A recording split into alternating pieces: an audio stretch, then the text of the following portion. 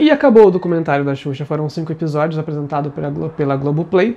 Eu fiz uma análise do primeiro, agora vamos então conversar sobre todos os episódios.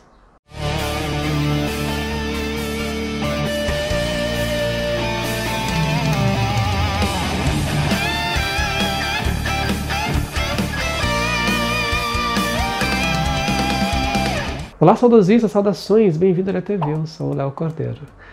Antes de começar a falar sobre o documentário da Xuxa, quero te fazer aquele convite de sempre para você se inscrever aqui no canal, deixar o seu joinha, ativar o sininho também para receber as notificações, caso ainda não seja inscrito. E também para acompanhar as minhas redes sociais, tem o blog do canal e tem também os perfis no Instagram, tem o meu pessoal e tem o perfil do canal LATV. Se você já é inscrito, então quero te convidar para conhecer o clube de membros. São R$ 4,99 por mês para ter acesso a todos os vídeos com antecedência, ter vídeos exclusivos, tem algumas coisinhas mais lá, tem emojis, enfim, tem um link para o WhatsApp. Eu espero vocês por lá também. Bom, já fiz uma análise do que foi o primeiro episódio do documentário da Xuxa, não custa nada rever então, né, comentar novamente como é que foi. O primeiro episódio eles ficaram restritos à apresentação dela, né, como apresentadora.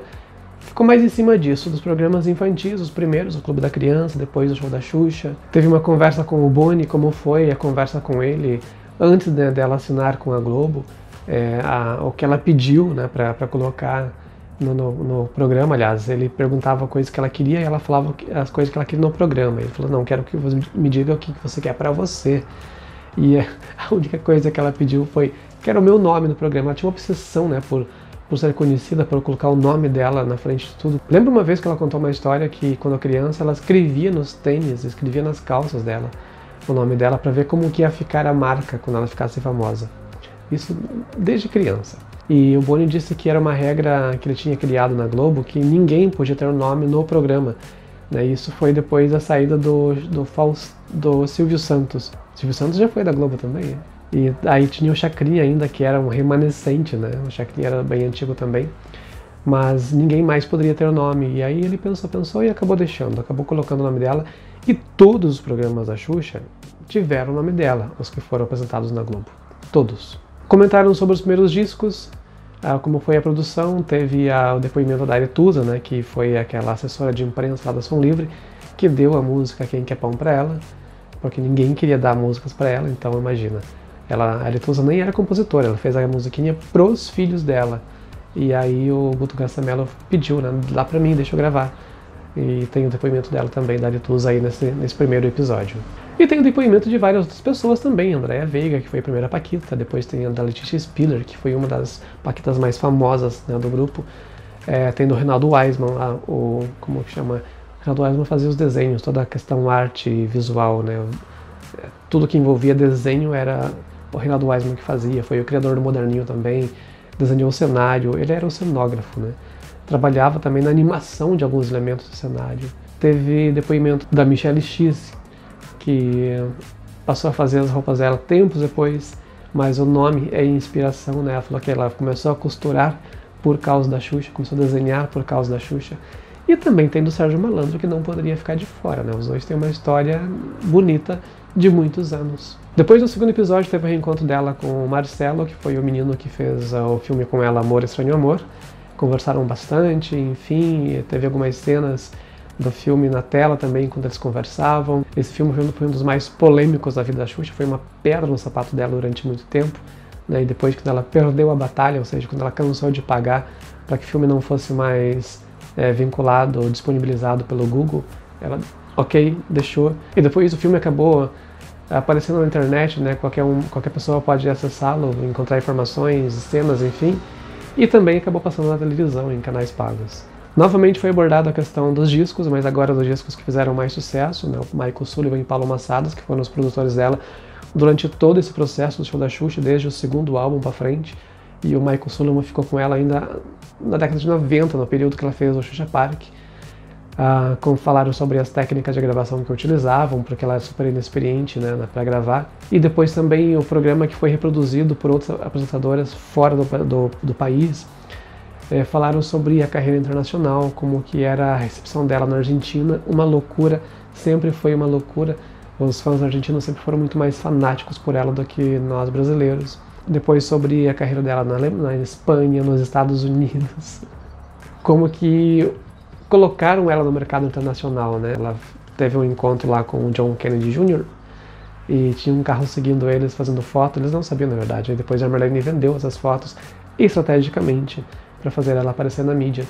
Depois ela foi convidada para fazer um programa nos Estados Unidos. Eu quero fazer um vídeo ainda neste ano sobre esse programa, porque em 2023 se completa 30 anos, né, desde a sua estreia, que foi lá em 1993. Teve também um depoimento da Natasha Pierce, que foi uma das paquitas dela lá nos Estados Unidos, uma das Pixies, e entrou para a história como a única paquita negra. E também o fim de tudo, né?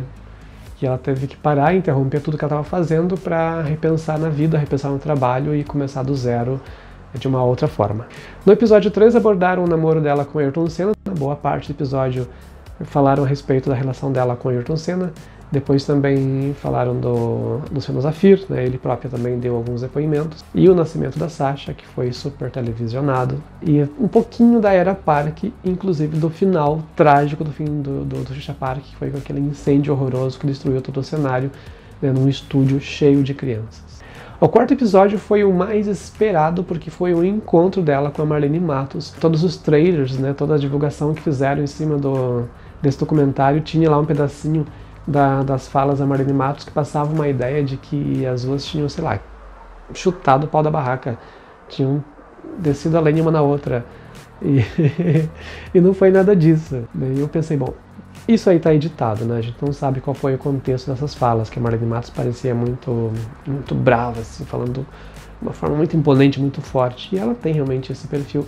Mas a primeira coisa que a Marlene perguntou quando elas se encontraram foi: você tá bem? Como que está a Sasha? Ou seja, ela demonstrou muita amabilidade, ela falou que estava com o coração aberto.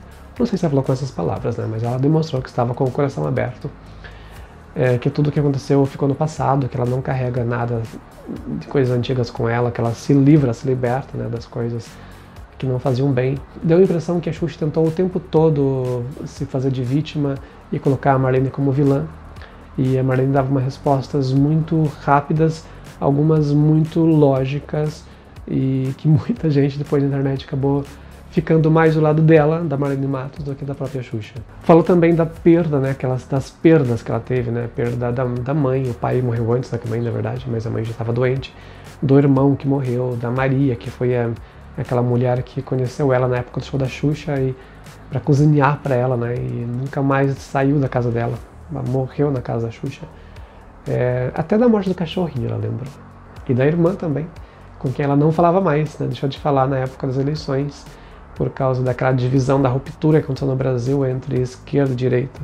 A irmã era direita, extrema direita, pararam de falar e eles que iriam se reencontrar, mas a irmã morreu antes da viagem marcada que tinha para o Brasil. A irmã dela morava na Espanha, em Barcelona. E no quinto episódio ela faz uma volta ao passado. Na verdade, todo o documentário é uma volta ao passado, mas ela vai até a antiga casa dela, né? Ela passa à frente de uma casa que ela comprou, que disse que quem construiu aquela casa tinha sido um dos abusadores dela, né? E ela até hoje não entende por que ela comprou. Talvez tenha sido como uma forma de se impor, tipo, você que fez? Pois, olha, agora eu sou a dona dessa coisa toda aqui. Eu acredito que tenha sido isso, talvez de forma inconsciente, de se impor, né, em cima daquele cara que fez tão mal para ela durante um tempo, pelo menos uma vez. Reencontrou Luísa Brunet, uma das maiores amigas e companheiras dela, né, da juventude, também profissional, na época de modelo. Fez vários comentários sobre os programas de TV, sobre a saída dela da Globo, né, como é que aconteceu a saída. Ela percebeu que as coisas estavam mudando, ela tinha vários projetos que ela apresentava e sempre recebia não, e ela se deu conta de que eles não queriam mais ela lá, que não estavam muito mais a fim de investir nela, mas não queriam dizer não para ela, não queriam mandá-la embora, mas se ela tomasse a iniciativa, ninguém ia fazer nada para impedir. E foi realmente o que aconteceu. E diz também que a ideia era sair da TV, não era fazer outra coisa, mas a proposta que a Record fez foi irrecusável, né? Porque falaram que só queriam que ela estivesse feliz, e era uma coisa que ela não estava nos últimos anos na Globo. E depois agradeceu muito também porque a Record lhe deu um dos programas que ela mais gostou de fazer, que é um dos mais bonitos que ela fez em toda a sua carreira, o Dança em Brasil. e realmente foi, né? Quem pôde acompanhar pode confirmar isso, que Dança Brasil era espetacular. Questão de cenografia, de edição, era um programa maravilhoso.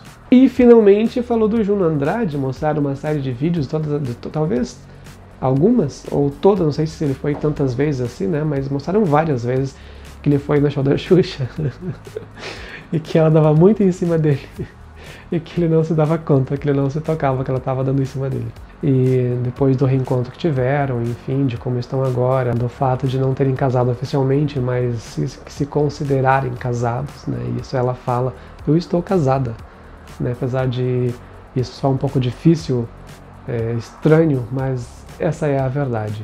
E que bom, né? E que bom que os dois se gostam tanto e se fazem tão bem um para o outro. Bom, fazendo um balanço geral assim, do que foi, Marlene era, né, acho que talvez o ponto mais esperado, assim, o episódio mais esperado pelos fãs, para saber o que ia acontecer entre elas. Todo mundo com quem eu conversei a respeito falaram a mesma coisa e era a mesma sensação que eu tinha. Podia rolar um abraço, né? Eu espero que isso tenha acontecido fora das câmeras, porque parece que tem fotos, vazou fotos, né? Toda a equipe junto, a Marlene junto com ela. E eu percebi que depois disso, em alguns podcasts, a Xuxa fala com mais naturalidade da Marlene, né?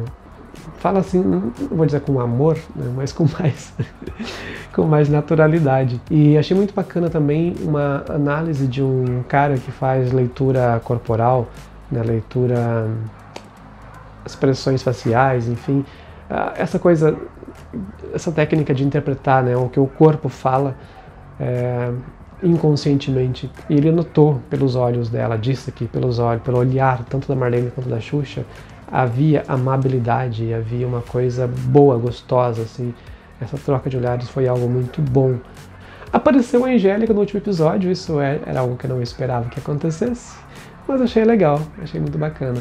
Bom, antes de começar, antes de estrear o documentário, na verdade, eu já pensava que talvez não tivesse nada de extraordinário, porque a vida da Xuxa é tão exposta, tanto a vida pessoal quanto, né, a carreira artística tão exposta, que talvez não tivesse nada mesmo assim do que nós já não soubéssemos, nós fãs, né? Mas quem não acompanha, provavelmente isso foi um prato cheio, tipo, olha quanta coisa é essa mulher. Mostrou que realmente ela é uma artista assim que nunca vai se repetir, não vamos ter mais uma outra Xuxa na vida. Isso não vai acontecer mais. Mas também, depois de tudo, deu uma impressão assim de que poderia ter um pouco mais, sabe? Parece que não puseram tudo. Só com as Paquitas, por exemplo, dá um outro comentário. Olha aí, Globo, anota aí. Pode fazer um documentário só com as Paquitas. A fase do Só pra Baixinhos também, né? Por exemplo, não necessariamente um documentário sobre Só pra Baixinhos, mas detalhes, por exemplo, o primeiro álbum que ela teve que pagar do próprio bolso para fazer, porque a gravadora não botava fé, não acreditava no sucesso, né? E ela vinha numa decadência assim, de vendas dos discos dela, e aí de repente, boom, de novo, milhões de vendas. E aconteceu com o investimento dela do próprio bolso no primeiro álbum do Só pra Baixinhos. Talvez, né, poderia fazer até uma próxima temporada, mais um documentário, daria mais alguns episódios, né, para acrescentar. O selo discográfico também ficou de fora, né? Nem sequer mencionou os artistas que eram lá do selo discográfico dela, e são vários, né? Tem a Angel Matos, a irmã da Marlene, que eram super amigas na época, dos Paquitos, e vários outros artistas também, que não eram propriamente do programa dela, que foram lançados pelo Xuxa Discos. Bem, meus queridos, da minha parte é isso. Me diz aí o que você achou. Você assistiu? Se você não assistiu, deixa um comentário aqui embaixo que eu te dou uma dica de como assistir. Eu fico por aqui. Nos vemos no próximo vídeo. Até lá. Um grande beijo. Tchau.